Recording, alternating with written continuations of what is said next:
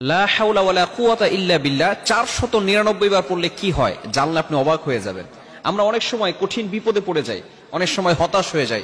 Frustrated people, যারা সবসময় ডিপ্রেশনে থাকেন, সবসময় টেনশনে থাকেন, কি করবেন কোনো কুল কিনারা খুঁজে পাচ্ছেন না, বারবার বিপদ আসতেছে, হতাশ হয়ে যাচ্ছেন।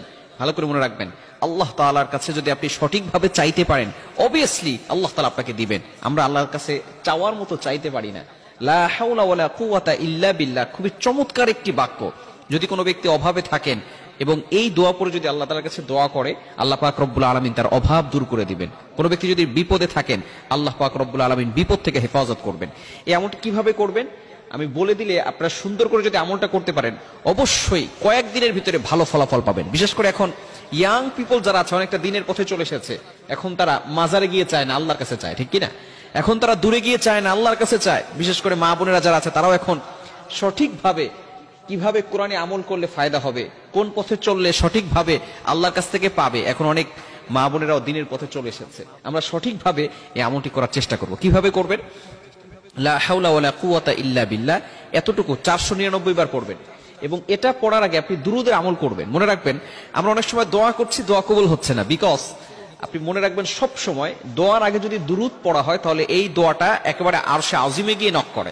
আর যদি আপনি দুরুদ না পড়েন, তাহলে এই দোয়াটা মুআল্লাকুন, ঝুলন্ত অবস্থায় থাকে, পেন্ডিং বলেন আমরা। অনেক সময় দেখবেন আপনি মেসেঞ্জারে অথবা অন্য কোথাও আপনি মেসেজ পাঠিয়েছেন, যদি আপনার ফোনে অ্যামাউন্ট না থাকে, তাহলে সেটা পেন্ডিং অবস্থায় থাকে, সেটা যায় না। ঠিক তদ্রুপভাবে আপনি যদি দুরুদ না পড়েন আর আল্লাহর কাছে দোয়া করেন, এই দোয়াটা কিন্তু আরশে আজিম পর্যন্ত পৌঁছাবে না, এটা মুআল্লাকুন, আসমানে গিয়ে ঝুলন্ত অবস্থায় থাকবে। দুরুদ পড়বেন, সাথে সাথে আল্লাহ পাক রব্বুল আলামিন সেই দোয়াটা অ্যাকসেপ্ট করে নেবেন, কবুল করে নেবেন। এজন্য যে আমলই করেন না কেন, শুরুতে আপনি দুরুদ পড়বেন। কোন দুরুদটা পড়বেন? আপনি দুরুদ ইব্রাহিম পড়তে পারেন। বিশেষ করে আমরা নামাজের ভিতরে যে দুরুদ পড়ি, আল্লাহুম্মা সাল্লি আলা মুহাম্মাদ ওয়া আলা আলি মুহাম্মাদ কামা সাল্লাইতা আলা ইব্রাহিম, এই দুরুদটি আমরা পড়ব। দুরুদ পড়ার পরে 499 বার লা হাওলা ওয়ালা কুওয়াতা ইল্লা বিল্লাহ এটা পড়বেন। পড়ার পরে আপনি লা হাওলা ওয়ালা কুওয়াতা ইল্লা বিল্লাহিল আলিয়্যিল আযীম পুরোটা একবার পড়বেন, তাহলে 500 বার হবে। এরপরে আপনি দুরুদ পড়ে আল্লাহর কাছে দোয়া করবেন। আপনি দেখবেন যা আল্লাহ তাআলার কাছে চাইবেন, আল্লাহ পাক রব্বুল আলামিন সকল চাওয়া পাওয়াগুলো আল্লাহ তাআলা কবুল করবেন। বিপদে পড়ে আছেন, মেয়ের বিয়ে হচ্ছে না, টাকা পয়সার অভাব, সন্তান কথা শুনতেছে না, বিভিন্ন ভাবে আপনি কঠিন বিপদে পড়ে আছেন, আপনি যদি এইভাবে আল্লাহর কাছে চাইতে পারেন, আল্লাহ পাক রব্বুল আলামিন অবশ্যই আপনাকে বিপদ আপদ থেকে হেফাজত করবেন, বালা মুসিবত থেকে হেফাজত করবেন। এজন্য আমরা এই আমলটি অবশ্যই করার চেষ্টা করব। লা হাওলা ওয়ালা কুওয়াতা ইল্লা বিল্লাহ। শুধু যে আপনি এশার নামাজের পরে এটা 499 বার পড়বেন বিষয়টা এমন নয়, আপনি এটা যে কোনো সময় পড়তে পারেন। বিশেষ করে এই আমলটি 499 বার পড়ার জন্য আপনি এশার নামাজের পরে পড়বেন। এছাড়া আপনি ফজরের নামাজের পরে 100 বার পড়তে পারেন, লা হাওলা ওয়ালা কুওয়াতা ইল্লা বিল্লাহিল আলিয়্যিল আযীম। অথবা মাগরিবের নামাজের পরে 100 বার পড়বেন।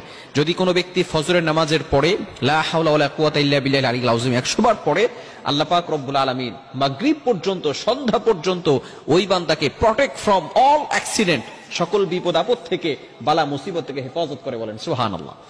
শুধু তাই নয়, আবার যদি কোনো ব্যক্তি মাগরিবের নামাজের পরে লা হাওলা ওয়ালা কুওয়াতা ইল্লা বিল্লাহিল আলিয়্যিল আযীম 100 বার করে পড়ে, আল্লাহ পাক রব্বুল আলামিন পরের দিন ফজর পর্যন্ত তাকে সকল প্রকার বিপদ থেকে হেফাজত করে দিবেন।